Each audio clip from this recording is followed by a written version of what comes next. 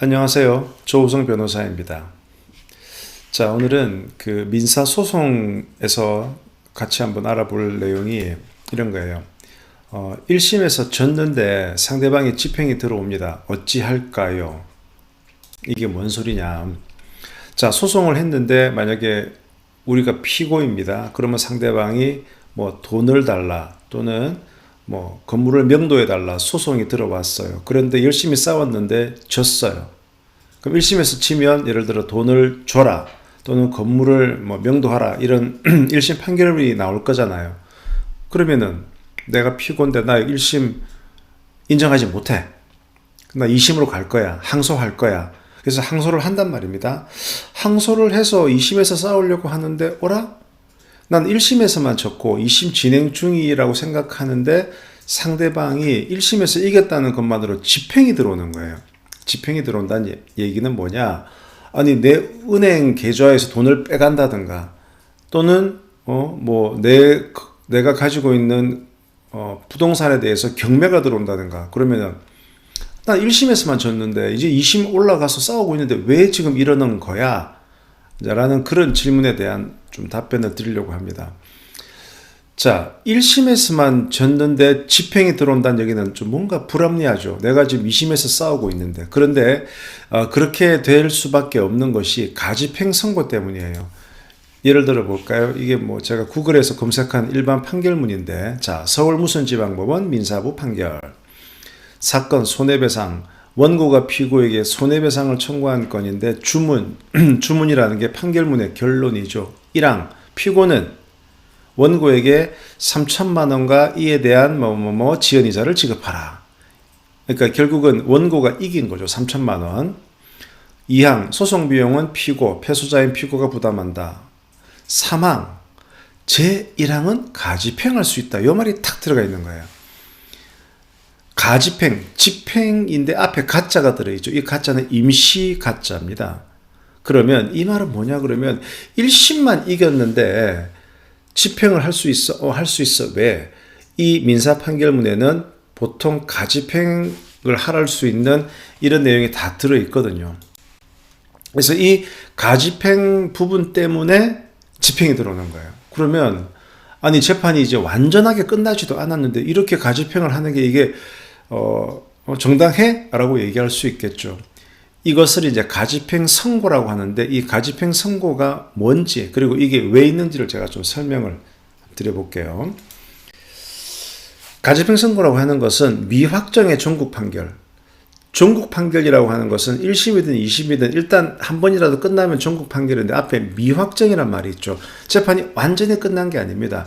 1심에서 종국 끝났지만 난 2심 갈 거야. 아직 확정된 건 아닌 거거든요. 하지만 그런 미확정의 종국 판결에 대해서 마치 그것이 확정된 경우와 같이 집행력을 부여하는 재판이다. 그러면 이거 되게 이상하지 않나? 아니 판결이 다 끝나서 서로 싸울 수 없을 정도가 돼야 확정이 돼야 집행력을 줘야지. 1심만 끝났는데 왜 집행력을 줘?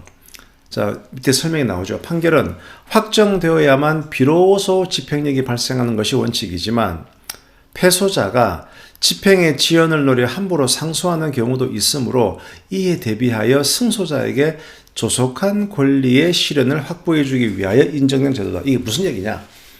그 재판에서 가장 중요하게 생각하는 것은 그겁니다. 신속한 재판. 그래서 뭐 이런 게 있어요. 재판이 늦어지면 그 재판은 이겨봐야 별 소용이 없다. 그래서 그 trial delayed, trial denied. 그러니까 delayed, 늦어진 재판. trial delayed는 trial denied, 거부된 것과 같다. 그러니까 재판이 열리는 게 빨리빨리 끝이 나야지. 이거 뭐 세워라 내워라 오래 걸리면 안 된다. 그래서 우리 대법원은 재판을 빨리 진행하는 것을 대단히 중요하게 생각하거든요. 자, 그러면 1심에서 이겨서 공격자 입장에서는 1심에서 이겨가지고 하려고 그랬더니 얘가 또 2심으로 올라가네. 또 3심으로 올라가네. 야, 이거 어느 세월에 끝나. 이렇듯 우리 법원은 기본적으로 1심이 가장 중요하고 1심에서 일단은 이기면 먼저 가집행을 할 수 있도록 그래서 무리하게 2심, 3심으로 올라가서 소송을 지연하는 것을 막겠다라는 거예요. 그리고 또 하나는 이런 의미가 있습니다. 또 이 제도는 피고로 하여금 가집행 선고에 의한 즉시 집행을 면하기 위하여 제1심에서 전 소송 자료를 제출하도록 심리의 집중을 유도하는 효과가 있다. 이게 뭔 말이냐? 자, 재판을 하는데 1심하고 2심까지는 사실심이라 그래서 증거를 낼 수가 있어요. 3심 대법원은 법률심이기 때문에 증거를 못 냅니다. 자, 그러면 만약에 여러분이 정말 중요한 증거가 있어. 그럼 정말 중요한 증거를 먼저 팍 내놓겠습니까? 갖고 있다가 제일 뒤에 팍 내겠습니까? 당연히 전략상 야, 이거는 아껴놨다가 나중에 1심 말고 2심 끝부분에 탁 내자. 이렇게 전략을 세울 수가 있죠. 그래서 예전엔 재판이 미괄식이에요. 미괄식. 끝부분에 중요한 게 다 몰리는 겁니다. 근데 이렇게 되다 보면 재판을 빨리 종결하겠다라고 하는 대법원의 입장과 충돌되죠. 그래서 중요한 거 있으면 빨리 내라. 빨리. 네가 말이야 1심에서 어영부영해서 치면 바로 집행 들어갈 수 있어. 그러니 빨리 내세요.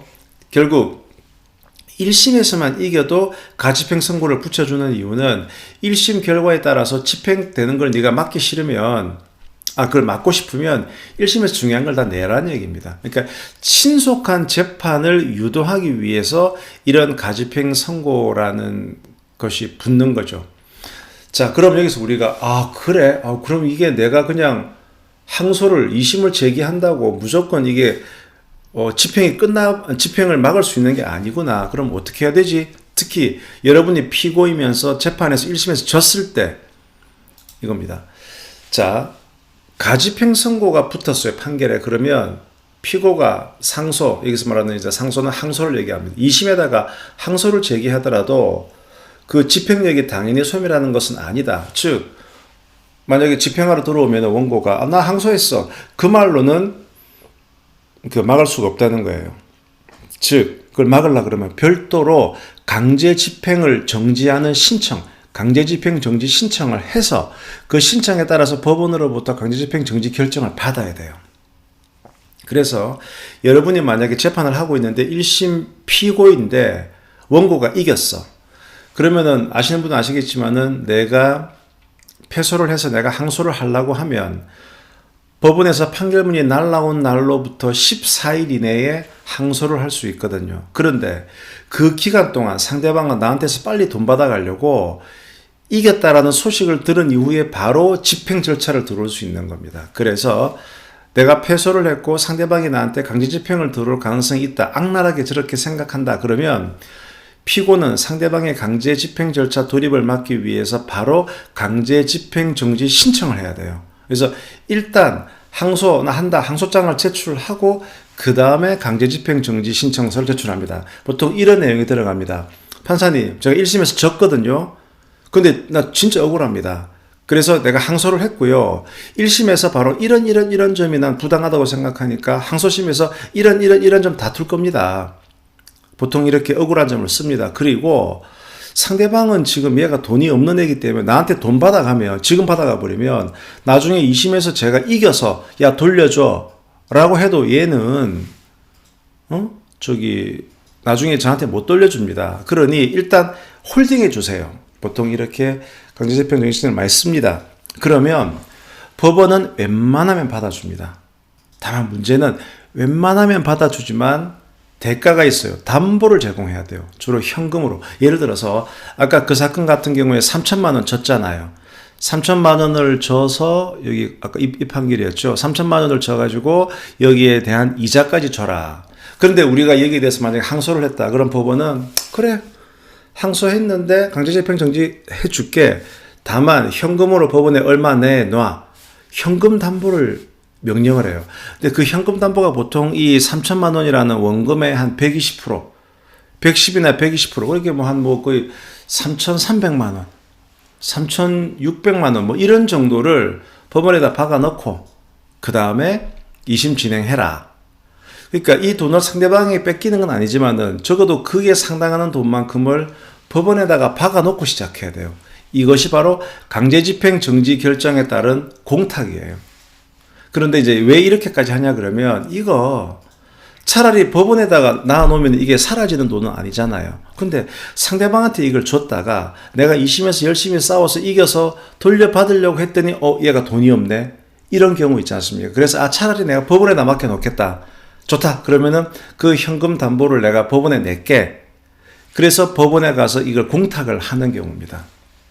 자, 그런데 그러면 이제 여기까지 설명드렸죠. 그럼 우리는 내가 졌을 때는 상대방이 집행을 들어오는 걸 막기 위해서 강제 집행 정지 신청을 해서 강제 집행 정지 결정을 받아서 법원 돈이 상대방한테 안 가고 법원에다가 맡길 수 있도록 해야 되겠다. 여기까지는 오케이. 그런데 현금을 내야 된다. 현금을 꽤 많은 그 판결금에 상당하는 판결금보다 한 110%, 120%의 현금을 내야 된다더라. 이렇게 법원에 내는 돈이 한 1년에 얼마쯤 될 것 같아요? 1년에 대략. 최근 뉴스 보니까 거의 10조. 10조 정도의 돈이 법원에 공탁금으로 나가는 겁니다. 일단은 이 돈 쟤한테 주지 마세요. 자, 그러면 여러분 법원 가보신 분들은 아마 느끼셨을 거예요. 법원에 무슨 은행이 많던가요? 신한은행이 되게 많죠. 신한은행이. 원래 신한은행은 2008년도인가에 조흥은행을 인수하죠. 조흥은행이 원래 국책은행이었죠. 원래 법원에 조흥은행이 쫙 들어가 있었어요. 그러면 은행에게 있어서 법원은 엄청난 고객이에요. 예를 들어 대학 같은 경우에 대학마다 은행이 하나씩 있죠. 캠퍼스 안에. 그 은행들이 그 대학 들어가려고 얼마나 경쟁 치열하게 하는지 모르시죠. 뭐 대학에다가 기타금도 내고 또 뭐 여기저기 대학에다가 뭐 무슨 시설도 해주고. 왜냐? 은행에 거기 들어가면 뭐 입학 뭐 시험 전형료, 그 다음에 뭐 외국에 뭐 유학 간 딸내미한테 보내는 무슨 뭐 외환. 그러니까 은행에 뭐가 하나 들어가게 되면은 상당히 그만큼 그 중요한 고객이 되는 거거든요. 자, 그럼 법원 같은 경우에 제가 아까 그랬죠. 각급 법원에 들어가는 그 금액이 그 10조예요, 10조. 자, 그러면 은행은 뭘로 돈 버는 사람들입니까? 은행은 예대 마진이라는 거 아시죠? 돈을 예금을 받아서 대출을 해주면 예금한 사람에게 예금 금리 주고 나중에 대출한 사람한테 대출 금리 받고 이 예금 대출 금리 마진 가지고 장사하는 게 기본적인 은행이잖아요. 그런데 그럼 돈을 어디서 싸게 조달을 해야 돼요. 그런데 가만히 있어도 법원에서 돈이 막 들어가는 거죠. 이렇게 공탁금으로. 그러니 은행 입장에서는 이 법원이라고 하는 게 엄청난 고객이죠. 그래서 조흥은행의 지위를 이어받았던 신한은행 입장에서는 이게 엄청난 고객이에요. 대법원이. 자, 그러다 보니 각급 은행들이 이제 왜 신한은행만 하냐 치고 들어가는 거예요. 뭐 부산의 부산은행, 대구의 대구은행, 뭐 전북은행, 뭐 이런 각종 은행들이 왜 저기 신한은행만 합니까? 그래서 이제 그 경쟁이 치열해지는 거예요. 제가 이게 무슨 기사를 보니까 이런 기사가 있더라고요. 뭐 법원 공탁금 이변은 없다. 부산지방법원 동부지원 신한은행 재지정. 이게 2019년 11월인데 즉 보면 공탁금 경쟁 신한은행 또 승리. 인천, 부천, 청주, 대전이 이어 3년 연속 수성. 뭐 은행 간 경쟁 치열내고. 지금 부산은 뭐 신한은행이 다시 이렇게 막았지만 다른 은행들은 뭐 대구은행이나 부산은행들이 치고 들어가는 경우가 되게 많아요. 아까 말씀드렸죠. 그만큼 이런 공탁금이 많이 입금이 되고, 근데 공탁금 중에 상당 부분은 아까 말씀드린 대로 강제 집행을 막기 위해서 내가 1심에서 졌지만 제가 지금 나한테 집행 들어올라 그러니까 그거 막아주세요. 오케이, 내가 법원에 돈 낼 테니까 나 쟤한테 주기는 싫어요. 그 금액이 엄청나고 그것을